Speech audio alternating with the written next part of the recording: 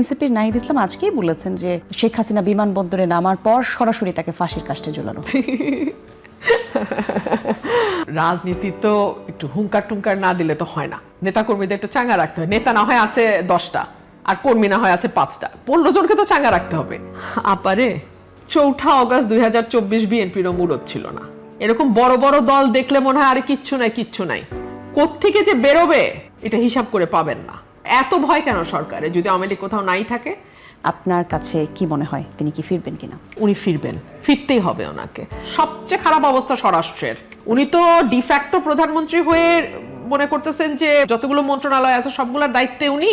ব্যাপারটা এরকম না, ওনার মন্ত্রণালয় কিন্তু ডুবে গেছে। এবং উনি যদি ফিরে আসে সবচেয়ে বেকায়দায় পড়বে সরকার। না পারবে ফাঁসি দিতে, আমাকে আপনারা খারিজ করে দিতে পারেন, ট্যাগ দিতে পারেন, অমুক তমুক বলতে পারেন, গালাগালি করতে, আমার কিচ্ছু যায় আসে না। হাসিনার আমলে আমাকে বহুত গালি খাইতে হয়েছে, আমার কিচ্ছু যায় আসে না। আওয়ামী লীগকেও বলবো কান পাতেন, মানুষ কি বলে বোঝার চেষ্টা করেন। আওয়ামী লীগের পুনর্বাসন এবং শেখ হাসিনার দেশে ফেরা, আপনি কি মনে করেন যে কথা আমরা শুনছি তিনি দেশে ফিরবেন ডিসেম্বরে? আপনার কাছে কি মনে হয় তিনি কি ফিরবেন কিনা? উনি ডিসেম্বরে ফিরবেন কিনা আমি জানি না, তবে আমি একজন রাজনৈতিক ক্ষুদ্র কর্মী হিসেবে যেটা বুঝি উনি ফিরবেন, ফিরতেই হবে ওনাকে।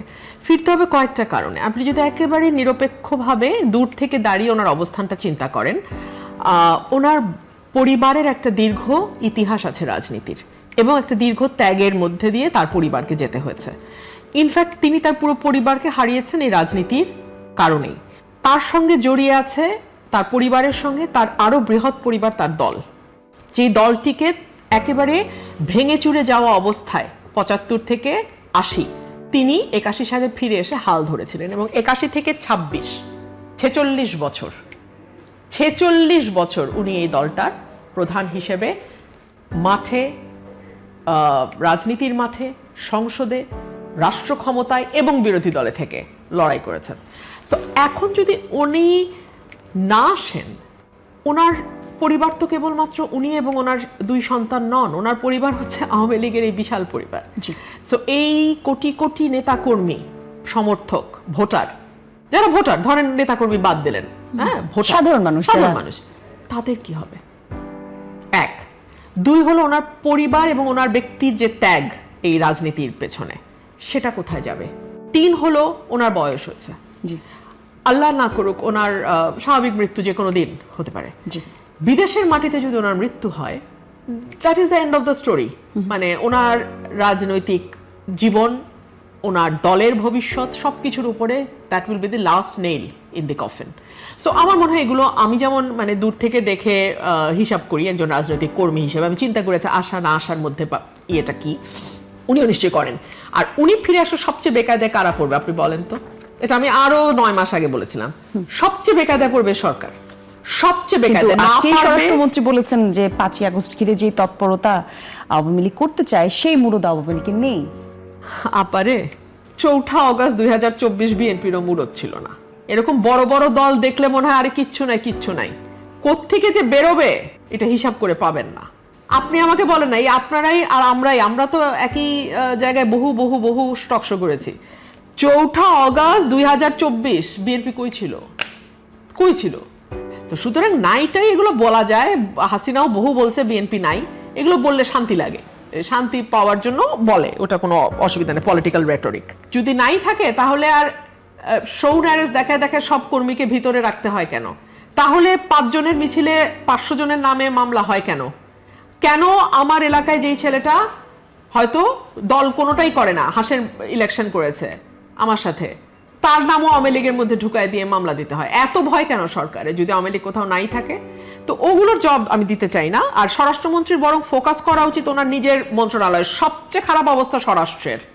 উনি তো ডিফ্যাক্টো প্রধানমন্ত্রী হয়ে মনে করতেছেন যে বাংলা মানে যতগুলো মন্ত্রণালয় আছে সবগুলোর দায়িত্বে উনি। ব্যাপারটা এরকম না, ওনার মন্ত্রণালয় কিন্তু ডুবে গেছে। He better focus on his own মন্ত্রণালয়। তো যাই হোক, আমি যেটা বলতেছিলাম যে ওনার এই সকল কিছুর হিসাব ওনার কাছেও নিশ্চিত আছে। এবং উনি যদি ফিরে আসে সবচেয়ে বেকায়দায় পড়বে সরকার। না পারবে ফাঁসি দিতে, না পারবে কারাগারে নিয়ে নিরাপদ অবস্থায় দুঃখিত আপা, রাখতে। এই জায়গায় একটু আপনাকে কাটলাম। ফাঁসির কথা বললেন তো, এনসিপির নাহিদ ইসলাম আজকেই বলেছেন যে শেখ হাসিনা বিমানবন্দরে নামার পর সরাসরি তাকে ফাঁসির কাস্টে ঝোলানো। শোনেন, রাজনীতি তো একটু হুঙ্কার টুঙ্কার না দিলে তো হয় না। নেতা কর্মীদের একটু চাঙ্গা রাখতে হয়। নেতা না হয় আছে 10টা, আর কর্মী না হয় আছে 5টা, 15 জনকে তো চাঙ্গা রাখতে হবে। সেটা নিয়ে আমার কোনো বক্তব্য নাই। আমি সাধারণ মানুষের কথা শুনতে চাই, সাধারণ মানুষ কি বলে কি ভাবে। আপনারাও কান পাতেন, আমি পলিটিক্যাল পার্টি সবগুলোকে বলবো আপনারা কান পাতেন, আপনারা দেখেন সাধারণ মানুষ কি বলে।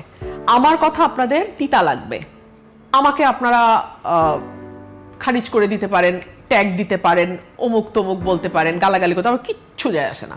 হাসিনার আমলে আমাকে বহুত গালি খাইতে হয়েছে, আমার কিচ্ছু যায় আসে না। কিন্তু মানুষ কি বলে এটা কান পাতেন। কেন পাতেন? আমি এনসিপিকেও বলবো, বিএনপিকেও বলবো, জামাতকেও বলবো, কারণ মানুষকে ঘিরে আপনাদের কাজ। আর আওয়ামী লীগকেও বলবো কান পাতেন, মানুষ কি বলে বোঝার চেষ্টা করেন। আপনারা যে যখন ক্ষমতায় থাকে সে কিন্তু মানুষের পালসটা বুঝতে পারে না বলেই 5ই অগস্টের মতো ঘটনা ঘটে। তো সে কারণে আমি বলবো প্রত্যেকটা রাজনৈতিক দলকেই মানুষ কি বলে শোনেন, গণপরিবহন ব্যবহার করেন, রাস্তায় হাঁটেন, দুটো মানুষের সাথে কথা বলেন, আর কিছু না হোক ফেসবুকে দেখেন অনেক ছোট ছোট ছোট ছোট মোবাইল জার্নালিস্ট আছে, তারা কিন্তু ঠাস করে একে তাকে ধরে বাইট নেয়, কথা শুনে। সাধারণ মানুষ যারা দরবারের সঙ্গে যুক্ত না, দরবারহীন মানুষের কথা শোনেন, তাহলে বুঝতে পারবেন মানুষ কি চায়।